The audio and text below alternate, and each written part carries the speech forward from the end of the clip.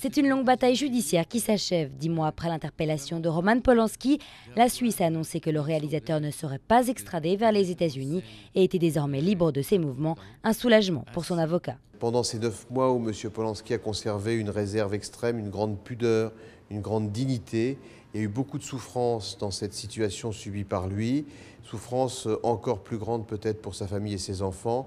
Donc la réaction, c'est d'abord un grand sentiment de bonheur que soit mis fin à cet enfer qui n'avait, à mon sens, absolument aucune raison d'être. Plus de bracelet électronique donc pour le réalisateur, un bracelet qu'il portait depuis décembre 2009 lors de son assignation à résidence dans son chalet de la station UP de Gstaad. Après un séjour de quelques mois à la prison de Zurich, Roman Polanski était bloqué dans ce chalet en attente de la décision de la Suisse. Le cinéaste avait été arrêté en septembre 2009 sur mandat international américain alors qu'il arrivait en Suisse pour un festival de cinéma.